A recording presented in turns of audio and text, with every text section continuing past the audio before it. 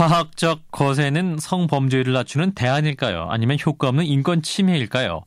최근 헌법재판소가 오는 14일 화학적 거세 공개 변론을 예고하면서 주말 동안 화학적 거세가 뜨거운 감자였습니다. 화학적 거세. 지난 2011년 7월에 처음 법으로 제정됐지요. 2013년에는 대전지방법원이 당사자의 동의 없는 화학적 거세는 기본권 침해라는 위험물 심판을 제청하면서 논란의 불씨가 커졌습니다. 오늘 전문가 이야기 차례로 듣고 판단해 보시죠. 우선 화학적 거세가 필요하다는 입장입니다. 가톨릭대 산부인과의 김찬주 교수입니다. 교수님 안녕하세요. 안녕하세요. 예, 일단 화학적 거세 무엇인지 짚어보겠습니다. 물리적 거세와는 다른 것인데 지금 어떻게 적용되고 있습니까? 화학적 거세는 이제 성전자 호르몬 주사를 3개월마다 맞음으로써 남성 호르몬 수치를 낮추어서 성폭력 재발을 막기 위해서 적용되는 것으로 알고 있습니다. 예. 자, 그러면 이제 교수님께서는 이 화학적 거세가 합헌이고 적절하다는 입장이신데 왜 그렇게 보시나요? 제 입장에서는 이제 방법으로서 그것이 반드시 아주 위험하고 그런 사회적으로 통념상 가지는 그런 외과적 거세의 그런 의미와는 완전 다른 법이라는 걸 말하고 싶은 거죠. 예. 네, 저희가 성폭력 같은 경우에 이제 재발이 사실은 제일 큰 걱정이거든요. 그래서 저희가 전자발찌도 사실은 하고 있고 여러 가지 방법을 취하고 있지만 사실 상식적으로 전자발찌라든가 이런 거 풀고 도망가는 경우도 있고요. 그렇게 제가 보기에도 효과적이라 생각되지는 않아요. 예. 외과적 거세라는 거는 더욱더 사실은 좀 말이 안 되는 비현실적인 그런 방법인데 이런 방법조차도 독일에서는 지금 아직도 하고 있거든요. 그래서 그런 방법보다는 이런 화학적 거세라는 것은 사실은 주사를 맞을 때는 효과가 있지만 주사를 스톱을 하게 되면 이제 효과가 사라지기 때문에 어떤 이제 왔다 갔다가 가능한 그런 방법이고요. 저는 이것만 가지고 다 치료가 된다고 얘기를 하는 게 아니라 정신과적 치료를 같이 하게 되면 이제 성폭력 재발을 확실히 현저하게 낮출 수 있다는 보고도 있기 때문에 저는 오히려 이 방법이 낫지 않나 이렇게 생각을 하고 있습니다. 예. 자, 그리고 이제 지난 2013년에 그 대전지방법원에서 화학적 거세에 대해 이런 문제를 제기했습니다. 그러니까 이제 그 화학적 거세가 신체의 완전성을 훼손한다. 그리고 지금은 당사자의 동의를 구하는 과정이 없기 때문에 그 자기 결정권을 침해한다. 이런 부분이 지적되고 있는데요. 어떠십니까? 보시기에?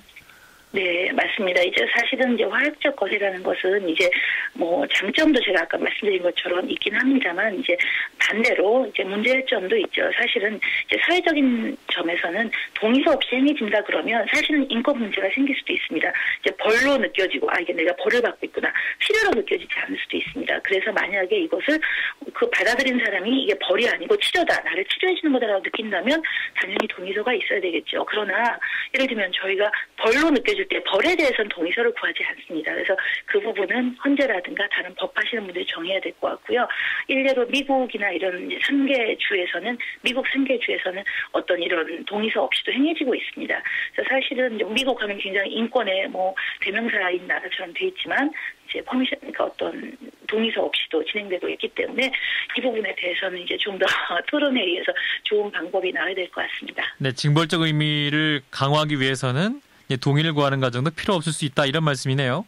네, 그러나 이제 받아들이는 사람이 그 벌로 느껴질 때 저희가 모든 일이 그렇잖아요. 벌로 느껴질 때는 효과가 떨어질 수밖에 없기 때문에 예. 이제 치료로 느껴지게 하려면 동의서가 있어야 되느냐 문제인데요. 예. 글쎄요.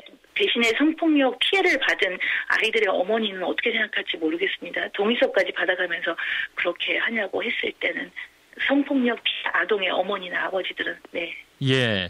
자, 그런데 이제 이러한 화학적 거세가 다른 나라에서 어떻게 시행되고 있나요? 폴란드 가장 최근에 폴란드는 2010년부터 이제 아동 성폭력 범죄자와 직계가족 대상으로 이제 화학적 거세 본인 동의 없이 진행하고 있고요.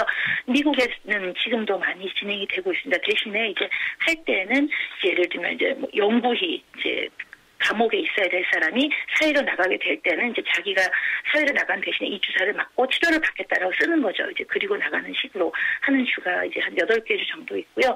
아시아권에서는 처음이라고 하지만 이제 유럽이나 미국에서는 미국 일부 주에서는 이미 벌써 많이 행해지고 있는 방법입니다. 예. 자, 그렇다면 이런 나라에서는 이런 인권 침해적인 논란이 전혀 없습니까? 계속해서 이제 논란은 좀 있는 것으로 알고 있습니다. 그러나 효과는 있는 방법입니다. 예, 여기까지 말씀 듣겠습니다. 고맙습니다. 네, 감사합니다. 가톨릭대 산부인과의 김찬주 교수였습니다. 이어서 화학적 거세의 위헌을 주장하는 분입니다. 민주사회를 위한 변호사 모임의 박주민 변호사를 연결하죠. 변호사님 안녕하십니까? 예, 안녕하십니까. 자, 지금 시행 중인 화학적 거세 위헌이라고 보시는 이유는요? 일단은 그 효과가 명백하지도 않음에도 불구하고 신체의 완전성을 훼손합니다. 그런데 그 과정에서 당사자의 동의를 받지 않고 있기 때문에 자기결정권 등 기본권을 침해한다. 이렇게 보고 있습니다. 예. 하지만 미국 8개 주 혹은 또 폴란드에서는 이런 게 동의 없이도 시행되고 있다. 이런 반론도 있는데요. 예, 그렇지만 독일이라든지 노르웨이, 스웨덴, 핀란드 이런 유럽의 대부분의 국가에서는 동의를 반드시 받도록 하고 있습니다. 그래서 동의라는 것이 반드시 필요하지 않다. 이렇게 보기도 어려운 것입니다. 예. 그리고 효과성이 없다 이렇게 말씀하셨는데 그 근거는 뭔가요? 이 효과성 부분에 대해서는 많은 논란이 있는데요. 여러 가지 어떤 연구 결과들이 나와서 그 연구 결과들이 다 다른 어떤 주장들을 하고 있지만 대부분의 연구 결과를 보면은 성폭력 범죄자 중에서 성적인 어떤 환상, 성취를 동반하는 성도착 범죄자에게만 효과가 있고 반면에 분노나 폭력 또는 지배 욕구 이런 것에 기반한 어떤 성폭력자들에게는 특별하게 효과가 없다 이렇게 알려져 있습니다. 예. 특히 우리나라 같은 경우에는 성폭력 범죄의 대부분이 어떤 남녀 간의 어떤 불평등한 관계라든지 또는 성폭력을 미화하는 사회적 분위기 이런 데서 많이 연유한다고 보고가 되고 있기 때문에 우리나라에서 발생하는 성폭력 범죄에 대해서는 특히 좀 효과가 없는 것 아니냐 이런 어떤 연구 결과들도 있습니다. 화학적 거세가 이제 도입되는 가장 핵심적인 요인이 재범률 방지인데 그렇다면 맞습니다. 화학적 거세를 시행한 이후에 재범률이 줄어들었다 이런 통계도 없습니까? 거기에 대해서 명확하게 인과관계가 밝혀지지 않는 거죠. 예. 화학적 거세가 도입됐기 때문에 이제 명백하게 화학적 거세가 효과를 발휘하고 있다. 이렇게 보기는 좀 어려운 것이죠. 예. 자, 그러면 화학적 거세의 제도 자체를 고민해 봐야 한다. 이런 말씀인가요? 아까도 말씀드렸듯이 이제 효과가 명백하지 않음에도 불구하고 신체 완전성을 훼손합니다. 그런데 예. 이제 당사자의 동의를 받지 않도록 되어 있기 때문에 다른 어떤 독일이라든지 노르웨이 같이 동의를 반드시 받도록 하는 식으로 좀 제도를 개선해야 되는 것 아니냐 이런 생각을 가지고 있습니다. 그러면 제도가 개선된다면 이 화학적 거세도 하나의 방안으로 사용될 수 있다 이런 말씀인가요? 원래 이제 사실은 화학적 거세라는 지금 표현을 쓰고 있지만 사실은 예. 이게 약물 치료입니다. 예. 약물 치료고 이 법 이름도 사실은 성폭력 범죄자의 성충동 약물 치료에 관한 법률입니다. 그래서 예. 약물 치료의 경우 자신이 동의한다면 받도록 하는 것, 그거 자체가 이제 어떤 위헌성이 있다고 보기 어렵기 때문에 동의 절차가 도입된다면 고민해볼 소지가 더 많아지는 거죠. 예. 따라서 이 자기결정권 침해 부분을 해결한다면 이 부분도 받아들일 수 있는 부분이다 이런 말씀이네요. 예, 그렇습니다. 예. 예. 근데 이제 무엇보다 이러한 이제 전자발찌라든지 화학적 거세가 논의되는 것이 잔혹한 성범죄들, 이제 성범죄 살인까지 나는 그런 상황들을 고려해서 또 이러한 방안이 고려되는 것인데 또 전자발찌도 도입됐지만 끊고 다시 성범죄를 저지르는 경우도 있지 않습니까? 이런 경우는 어떻게 할까요, 그러면?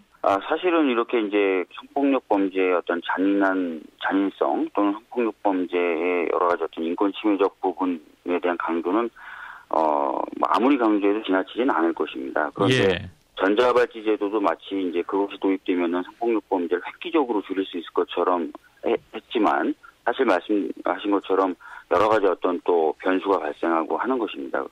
화학적 거세 역시도 이제 도입이 되면 또 엄청 효과를 발휘할 것처럼 보이지만 인권 침해 논란에 비해서는 또 큰 효과를 발휘하지 못할 수도 있는 것입니다. 그래서 조금 시간이 걸리더라도 사회적 분위기나 문화를 바꾸는 식으로 노력하는 것이 필요하다는 말씀을 자꾸 드리는 것입니다. 예, 알겠습니다. 네, 여기까지 말씀 듣겠습니다. 고맙습니다. 예, 감사합니다. 네, 민주사회를 위한 변호사 모임의 박주민 변호사였습니다.